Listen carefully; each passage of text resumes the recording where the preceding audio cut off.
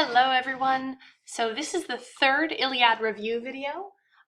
This is from the second half of September 4th's class, but I want to keep these videos shorter than the class period because I know that it can be a lot to watch really long videos, so I'm keeping them to about 10 minutes apiece.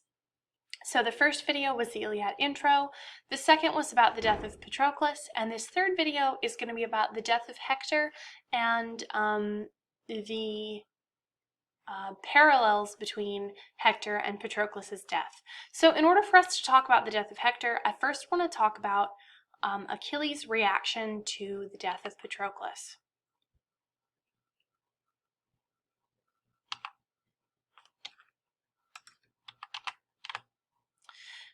So again, this is really the turning point of the story.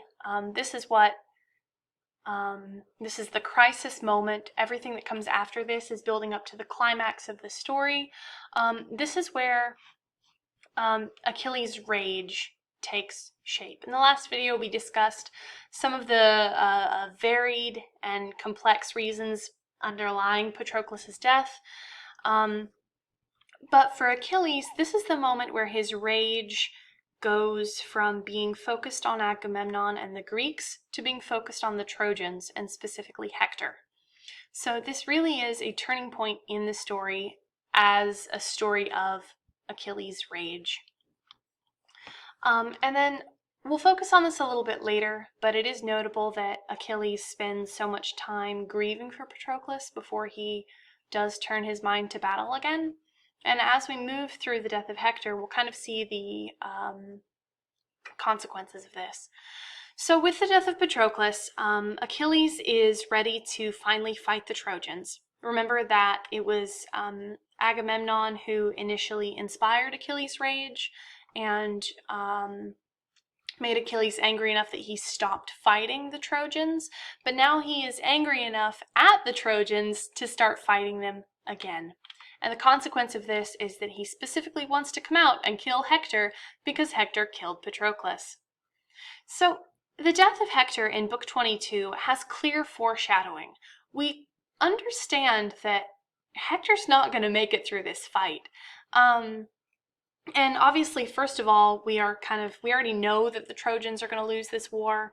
If you've been exposed to any kind of Iliad media before, whether it's the movie with Brad Pitt in it, or it's one of the mini-series, or it's the Wishbone version of the story, we understand that the Trojans lose. And so we understand that Hector, as the hero of the Trojans, must die. Moreover, we understand that Hector, as the murderer of Patroclus, must die. So with this clear foreshadowing in mind, how do our expectations of this fight change? What do we expect to get out of this fight, knowing that Hector's probably not going to come out of it alive? We're also given a couple more obvious points of foreshadowing immediately before this battle. First of all, Priam pleads with Hector not to go face Achilles. He says, "Hector, my boy, you can't face Achilles alone like that without any support. You'll go down in a minute. He's too much for you, son. He won't stop at anything." And then we get some interludes, and these interludes are italicized. And these interludes are these sort of extended metaphors where we get comparisons to a gazelle being hunted. We get comparisons to hunting birds. We get a lot of sort of animal kingdom metaphors, but it's all very predator-prey style metaphors. So we understand here that although Hector is a mighty warrior, he has become the prey in this moment. He is no longer the active participant, he is the victim. So then we get this sort of last stand language that says, "And how could Hector have ever escaped death's black birds if Apollo had not stood by his side this one last time and put life in his knees?" So we understand here that this is going to be Hector's last stand. It's going to be very heroic. Apollo is going to help him one last time. So all of this taken together makes it very clear that Hector's not going to get out of this alive. But it doesn't really give away how this is going to happen. Oftentimes, if we know the end of a story already, our investment in it, our emotional investment, comes from wondering how the thing is going to happen. So we'll go ahead and take a look at that. This is the central fight of the story. Because the story is about Achilles' rage, and this is Achilles' story, the climax of the tale is not the sacking of Troy. The climax of the tale is this fight. In fact, there are really two climaxes. There's sort of the climax of the action, and then there's the emotional climax. And this fight is the action climax. And so Achilles kills Hector, and then in his grief and in his rage, he defiles the body. He ties it to his chariot and drags it around the city, which is horrifying because under normal circumstances that would absolutely demolish the body, would render it fully unrecognizable. But in this instance, the god Apollo steps in and prevents Hector's body from being damaged, but it is still a huge blow to the honor and pride of Hector's memory and of the city of Troy that Achilles is doing this to his body. The ancient Greeks had very strict notions about how we should treat the dead, because obviously it was, they believed that the souls of the dead went directly to the afterlife, and so they could still kind of see what was happening, and maybe they could still kind of affect the living world. So it was important to treat the dead with respect, and Achilles does not do this. He breaks one of the most central taboos of their society. But what I want to focus on here, and we'll circle back to how Achilles sort of treats Hector's body and Hector's death in the next video, but what I want us to focus on for the rest of this video are the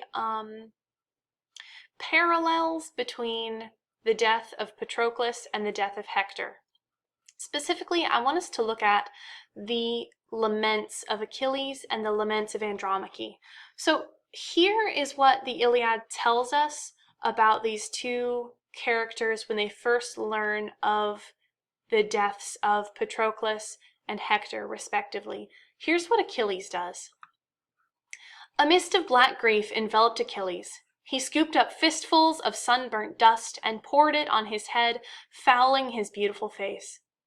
Black ash grimed his fine-spun cloak as he stretched his huge body out in the dust and lay there, tearing out his hair with his hands.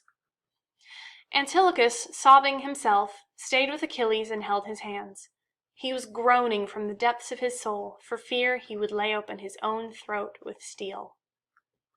And here's what Andromache does when she learns of Hector's death. With these words on her lips, Andromache ran outdoors like a madwoman, heart racing. Her two waiting women followed behind.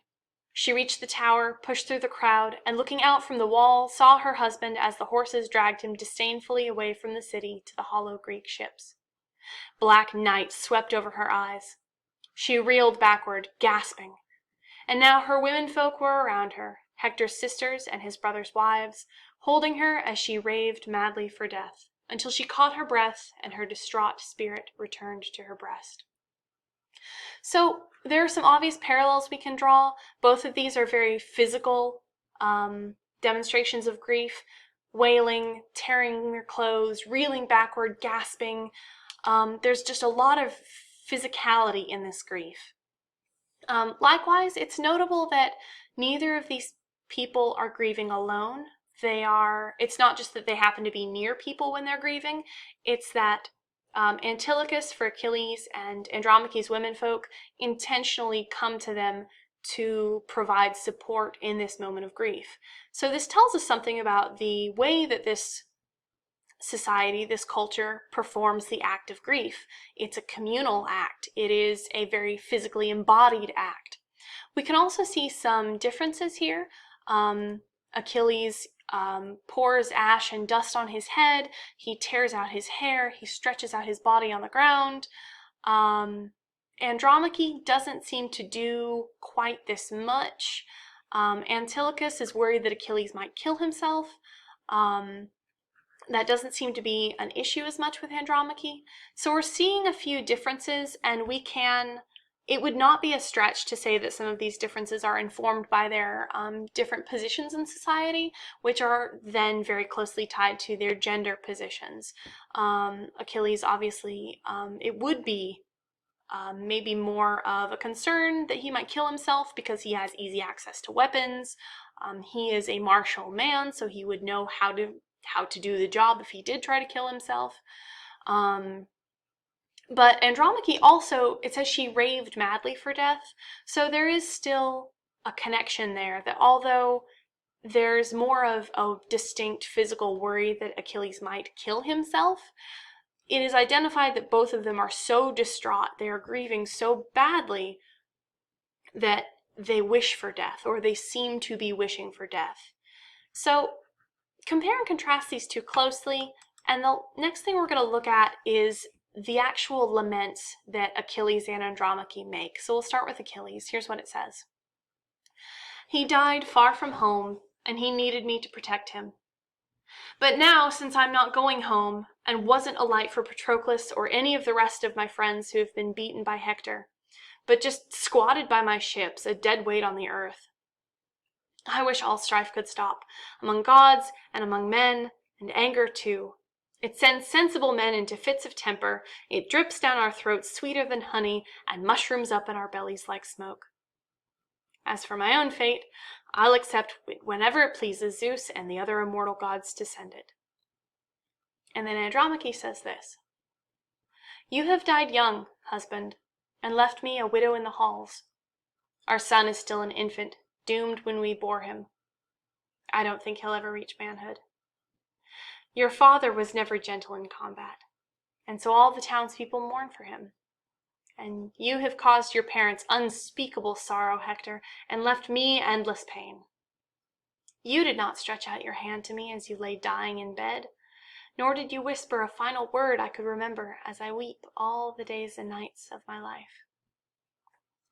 So while their initial reactions to the death of these people who are very close to them are really quite similar, their verbal laments, I think, more deeply and clearly show sort of the differences in their outlook, in their position in society, in sort of these gendered roles that they're taking. Achilles' lament is very focused on sort of the cause of Patroclus' death. And, he blames himself. He says, I didn't protect my friends. He says, I wish that we could stop this fighting, even though I know that, really it's up to the gods, it's up to fate. So Achilles' lament is very outward facing. It's very, he discusses these kind of larger issues at play, while Andromache really focuses on a more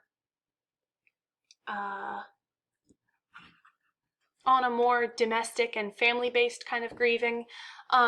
It's specifically and particularly intimate, where she says, you have left me, husband, and then she talks directly to her son and says, your father was a great warrior, everyone respected him. And then she speaks directly to Hector and says, I wish we could have had this one last moment together. I wish you could have given me a final word to remember.